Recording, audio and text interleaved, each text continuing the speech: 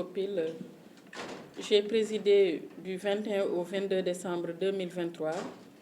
la 12e session ordinaire du comité de pilotage unique des programmes nationaux relevant de mon département, le ministère du Développement communautaire, de la solidarité nationale, de l'équité sociale et territoriale. Ces programmes d'équité territoriale, à savoir le PUDC, le PUMA, le Promoville, de par leur spécificité d'urgence et leur finalité, satisfaction des préoccupations des populations, contribuent de manière efficace et efficiente à la matérialisation de la politique d'équité et d'inclusion si chère à son Excellence M. Macky Sall, Président de la République. Nous avons vécu ensemble 2 jours d'intenses travaux à l'effet d'examiner les rapports d'exécution des PTBA 2023 et les projets de PTBA pour l'exercice 2024 des différents programmes.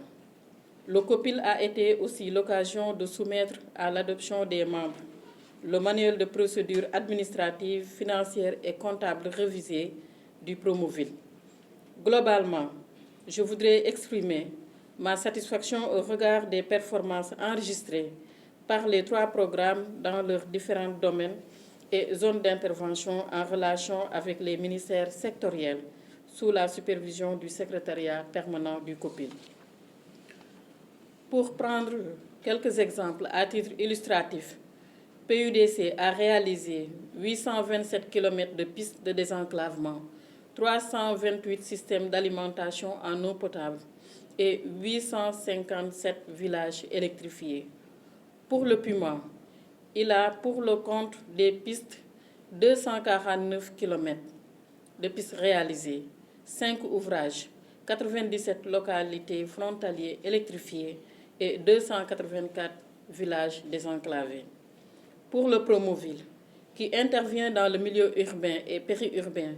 a réalisé 197,6 km de voiries aménagées au bénéfice de 3 millions de personnes, 123 km de réseaux d'éclairage et 3 998 lampadaires, sans parler des programmes de formation et d'insertion des jeunes. Et on peut insister par exemple sur le programme Xëyu Ndaw ñi, où Promoville a eu à faire des résultats extrêmement importants. Au total, le nombre d'emplois générés par le PUMA, le Promoville et le PUDC se chiffre à 90 776 au 30 septembre 2023. Pour l'exercice 2024, les différents programmes ou projets de PTBA des programmes ont été approuvés à l'unanimité par les membres du comité de pilotage. Et à titre illustratif, pour le PUMA, 8 milliards 28 millions, pour le Promoville, 32 milliards 57 571 249 et pour le PUDC, 50 milliards 24 251 898. Aussi, les membres du COPIL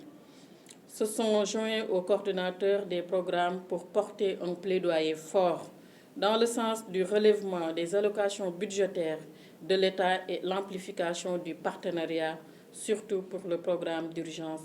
pour modernisation des axes frontaliers PUMA. C'est donc le lieu de féliciter l'ensemble des acteurs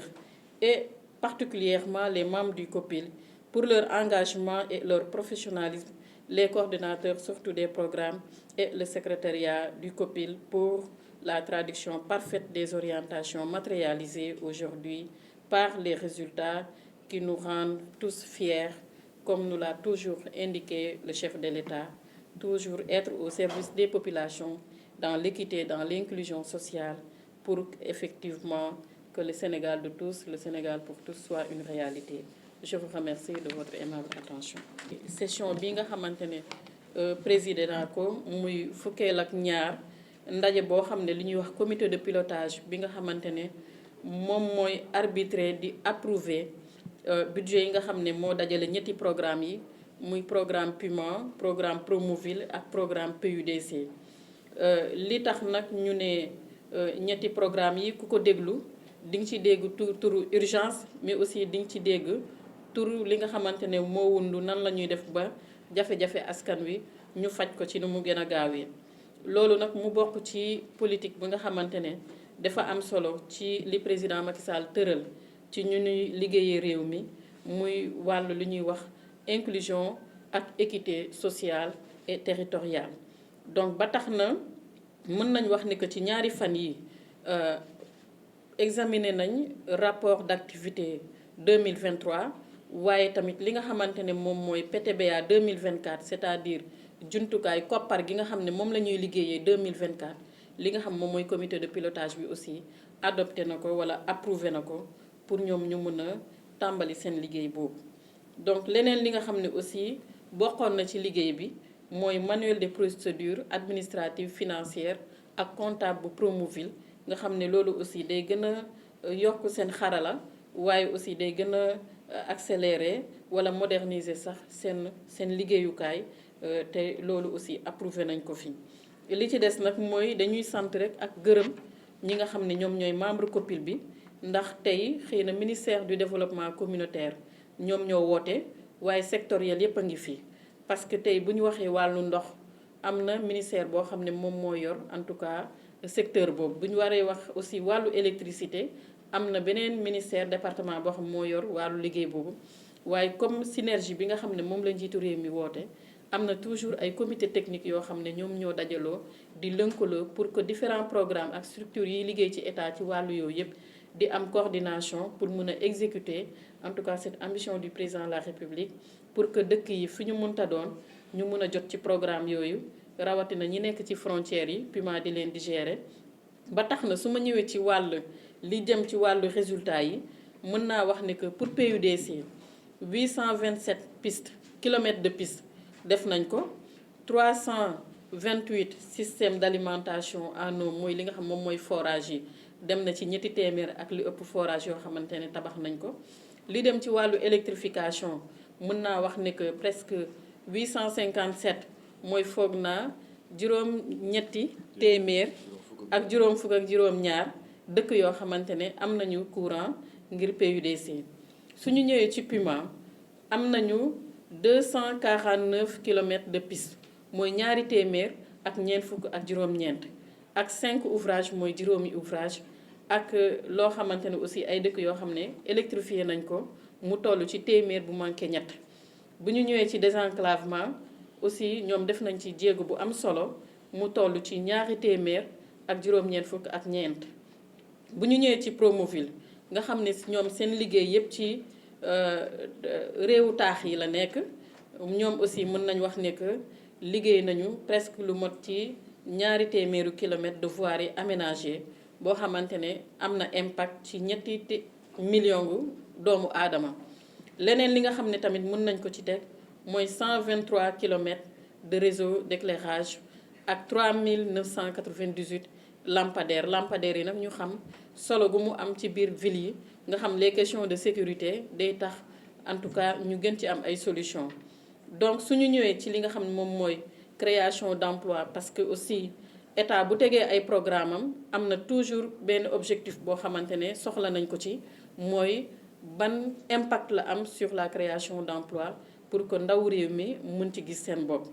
ci loolu ñetti programme yi boo ko boolee yépp mën naa wax ne que 90 776 emplois la créé au 30 septembre 2023 donc loolu yaakaar naa ne que lu am solo la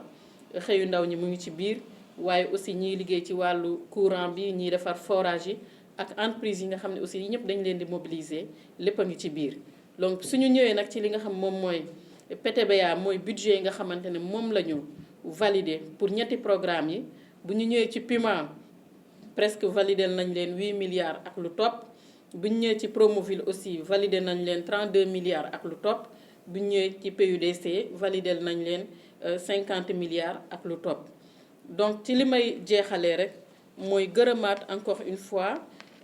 coordonnateurs yi ci seen liggéey féliciter leen aussi parce que gis nañ ne que foo dem ci réew mi munoo ñàkk a gis seen taxawaay bu dul ci ndox di ci courant bu dul ci courant nekk ci ay yoon wala ay forage te loolu yëpp dafa am solo fi réew mi toll ba tax na foog naa ne que li président Macky Sall doon wax ni que équité sociale ak justice sociale nga xam ne dafa nekk cœur de ces politiques publiques foog naa ne que ñii ñu ngi koy doxal nu mu waree. li ci des aussi ñu féliciter ak remercier acteurs yi nga xam ne ñoom lañ ko bokkal surtout li ko jëlee ci présidence de la République ba ministère sectoriel yi nga xam ne ñoom ñëpp ñoo ànd di ñu jàppale ci liggéey bi. li may jeexale mooy féliciter le secrétariat permanent du COPIL ak aussi remercier leen la presse gërëm leen sant leen yéen ñëpp wasalaam di leen di wax juma mubarak et bon week-end.